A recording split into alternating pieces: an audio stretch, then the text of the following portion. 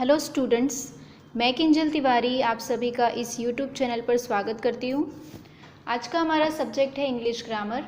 English grammar में हमने tense पढ़ना शुरू किया था और इसके पहले के वीडियोस में हमने simple present tense, simple past tense और सिंपल फ्यूचर टेंस, उसके हिंदी के वाक्य, उसके इंग्लिश के वाक्य और उसका फॉर्मूला हम पढ़ चुके हैं, उसकी प्रैक्टिस कर चुके हैं। तो आज हम चालू करेंगे दूसरे टेंस से, जो है हमारा कंटिन्यूअस टेंस। कंटिन्यूअस का मतलब होता है चालू, टेंस मतलब काल, चालू काल। चालू काल में वापस 3 प्रकार हैं, प्रेजेंट, पास्ट और फ्यूचर। तो आज हम चालू करते हैं पहले टेंस से, जो है प्रेजेंट कंटिन्यूअस टेंस।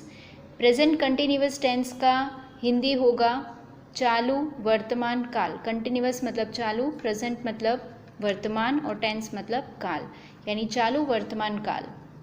अब देख लेते हैं इस टेंस को पहचानना कैसे है। तो एकदम सिंपल तरीका इस टेंस को पहचानने का कि कोई भी क्रिया वर्तमान में हो रही है या तो फिर नहीं हो रही है, यानी कोई भी वाक्य जिसके एंड में रहा है, रही है, या नहीं रहा है, नहीं रही है, इस तरह का कोई भी शब्द आता है तो वो टेंस हमारे लिए प्रेजेंट कंटिन्यूअस टेंस हो जाएगा। यानी अगर किसी वाक्य को पढ़कर, किसी वाक्य को सुनकर आपको ऐसा लगे कि कोई क्रिया अभी भी चल रही है, वो क्रिया अभी ख़त्म नहीं हुई है, अभी प्रेजेंट में चल रही है, तो वो क्रिया हमारे लिए प्रेजेंट कंटिन्यूअस टेंस की क्रिया कही जाएगी। अब इसके कुछ उदाहरण देख लेते हैं जिसमें हम सब्जेक्ट, ऑब्जेक्ट और वर्ब पहचानना सीखेंगे। तो पहला वाक्य है, मैं सुबह से पढ़ रहा हूँ। तो जैसे मैंने पहले के वीडियोस में भी कहा था किस तरह से पहचानना है, आई होप आप सब लोगों ने प्रैक्टिस की होगी, आपको पहचानना आ गया होगा। मैं फिर से इस वीडियो में वही रिपीट कर रही हूँ। तो जब भी आपको वाक्य मिले तो उस वाक्य से पूछिए कि वाक्य में क्या हो रहा है। ऐसा पूछने पर जो आपको आंसर मिलेगा वो आपके लिए क्रिया होगी। तो मैं वाक्य से पूछ रही हूँ वाक्य में क्या हो रहा है, तो पढ़ने की क्रिया हो रही है। मैं सुबह से पढ़ रहा हूँ, मतलब पढ़ा, वो क्रिया हुई यहाँ पर, तो वो हमारे लिए वर्ब हो गया। जो क्रिया जो है उसे इंग्लिश में वर्ब कहते हैं। अब यहाँ पर आप देख सकते हैं जो पढ़ा लिखा है वो अलग कलर से लिखा हुआ है, मतलब सारे उदाहरण में जो इस कलर से लिखा होगा वो हमारे लिए क्रिया है। अब जब क्रिया मिल जाए तो इस क्रिया से पूछे कि वो क्रिया कौन कर रहा है, तो जो आपको आंसर मिलेगा वो आपके लिए सब्जेक्ट होगा। सब्जेक्ट मतलब कर्ता। तो यहाँ पर कौन पढ़ रहा है, मैं, तो मैं क्या हो गई, सब्जेक्ट। अब जब सब्जेक्ट मिल जाए तो पूछिए कि वो क्रिया कहाँ हो रही है, या कब हो रही है, कैसे हो रही है। ऐसा क्वेश्चन पूछने पे जो मिलेगा वो हमारे लिए ऑब्जेक्ट होगा। अब यहाँ पर आप देख सकते हैं जो मैं लिखा है वो तिरछा लिखा हुआ, इटालिक में लिखा हुआ है, मतलब वो हमारे लिए सब्जेक्ट है। तो सारे उदाहरण में जो भी इटालिक मिलेगा वो आपके लिए सब्जेक्ट होगा। और जो सिंपल तरीके से लिखा हुआ है, जहाँ पर सुबह लिखा है, तो वो हमारे लिए ऑब्जेक्ट हो गया और वो ऑब्जेक्ट का काम करेगा इसमें। फिर है दूसरा उदाहरण, हम दोपहर से खा रहे हैं। तो क्रिया क्या हो रही है, खाने की, तो वो वर्ब हो गया। कौन खा रहा है, हम, तो वो सब्जेक्ट हो गया। कब खा रहे या कहाँ खा रहे, ऐसा क्वेश्चन पूछ सकते हैं। तो यहाँ पर कहाँ खा रहे वो नहीं दिया हुआ है, दोपहर यानी समय दिया है, यानी कब खा रहे हैं तो दोपहर से, तो वो हमारे लिए ऑब्जेक्ट का काम करेगा। फिर है सिला 2 घंटे से साड़ी पहन रही है। तो क्रिया क्या हो रही है, साड़ी पहनने की, तो पहनना वो हमारे लिए वर्ब हो गया।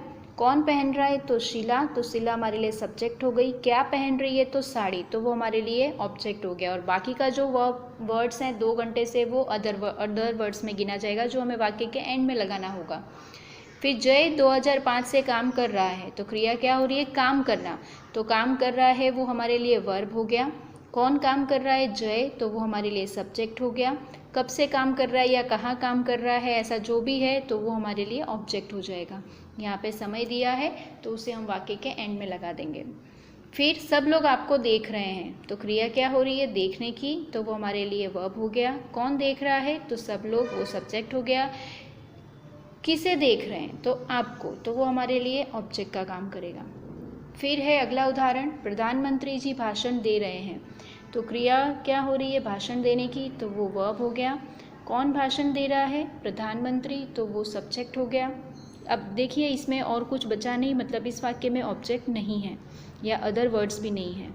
फिर है कुत्ते भौंक रहे हैं। तो क्रिया क्या हो रही है, भौंकने की, तो वो वर्ब है। कौन भौंक रहा है, कुत्ते, तो वो सब्जेक्ट हो गया। अब इस वाक्य में भी देख सकते हैं कोई भी ऑब्जेक्ट नहीं दिया हुआ है।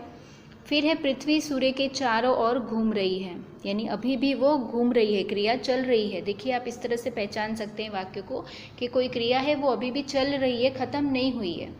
तो घूम रही है मतलब वो अभी भी घूमना उसका चालू ही है, तो घूमना वो हमारे लिए वर्ब हो गया। कौन घूम रहा है, तो पृथ्वी, तो वो सब्जेक्ट हो गई। और कहाँ घूम रही है या किसके चारों ओर घूम रही है, तो सूर्य के, तो वो ऑब्जेक्ट हो गया।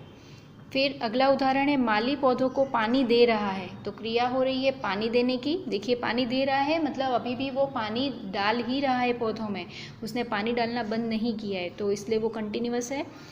तो पानी देना वो वर्ब हो गया। कौन दे रहा है पानी, तो माली, तो वो सब्जेक्ट हो गया। किसे दे रहा है, तो पौधों को, तो वो ऑब्जेक्ट हो गया। फिर है बच्चे आपस में झगड़ रहे हैं, तो क्रिया हो रही है झगड़ने की, तो वो हमारे लिए वर्ब हो गया। कौन झगड़ रहा है, तो बच्चे, तो वो सब्जेक्ट। और कहाँ झगड़ रहे हैं, कैसे झगड़ रहे हैं, तो आपस में अंदर अंदर झगड़ रहे हैं, तो वो ऑब्जेक्ट का काम करेगा। तो इस तरह से यहाँ पर प्रेजेंट कंटिन्यूअस टेंस के जितने भी उदाहरण थे वो मैंने यहाँ पे ख़त्म किए। अब जैसे हम पहले करते थे कि जो हमारा टेंस होता था उसके एंड में हम वर्ब फॉर्म्स याद करते थे, तो हमने ऑलरेडी डी तक के वर्ब फॉर्म्स हम कर चुके हैं। आज हम ई से चालू होने वाले वर्ब फॉर्म करेंगे। आप यहाँ पर देख सकते हैं पहले जो लिखा हुआ है वो वर्ब का फर्स्ट फॉर्म है, फिर उसका हिंदी लिखा हुआ है, और बाकी के 2 कॉलम में पहले V2 है और बाद में V3 है।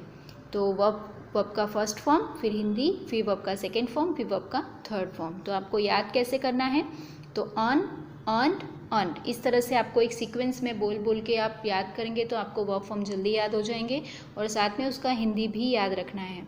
फिर दूसरा है eat, ate, eaten, then edit, edited, edited, educate, educated, educated, empower, empowered, empowered, empty, emptied, emptied, encircle, encircled, encircled, encourage, encouraged, encouraged, endure, endured, endured, engrave, engraved, engraved, enjoy, enjoyed, enjoyed, enlarge, enlarged, enlarged, enter, entered, entered, entertain, entertain, entertain। अब देखिए इसका first form, second form, third form तीनों एक जैसा है।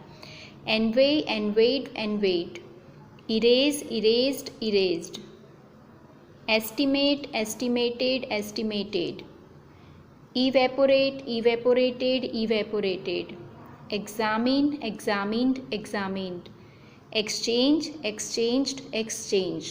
अब देखिए यहाँ पे जितने भी वर्ब फॉर्म यहाँ चारों लिखे हैं वो चारों का सेकेंड फॉर्म और थर्ड फॉर्म एक जैसा है, और फर्स्ट फॉर्म में सिर्फ आपको ईडी लगा देना है, या ई लगा है तो सिर्फ लास्ट में डी लगा देना है, और आपका सेकेंड और थर्ड फॉर्म तैयार हो जाएगा। तो ये आपको देखने में शायद ऐसा लगेगा कि बहुत सारा याद करना है, पर अगर आप इसको ध्यान से लॉजिक से याद रखेंगे तो आपको पता चलेगा कि कुछ ही वर्ड्स आपको उसमें ऐड करने हैं या रिमूव करने हैं, और आपका सेकेंड या थर्ड फॉर्म तैयार हो जाता है। तो इस प्रकार से हमारा आज का वीडियो यहाँ पर ख़त्म होता है। आप इस तरह के वाक्य बनाकर उसको प्रैक्टिस कीजिए, और जैसे मैंने कहा था कि 4 प्रकार से वाक्य बनते हैं, पॉजिटिव, नेगेटिव, इंट्रोगेटिव पॉजिटिव और इंट्रोगेटिव नेगेटिव। तो यहाँ पर जो मैंने जितने भी वाक्य दिए हैं वो सारे पॉजिटिव वाक्य थे, तो उन्हीं वाक्य को और 3 तरीक़ों से आप बनाकर उसको लिखकर प्रैक्टिस कीजिए। अगले वीडियो में हम simple present continuous tense, past continuous tense के बारे में पढ़ेंगे। तो आज के लिए इतना ही। Thank you for watching this video. Take care everyone. Bye bye.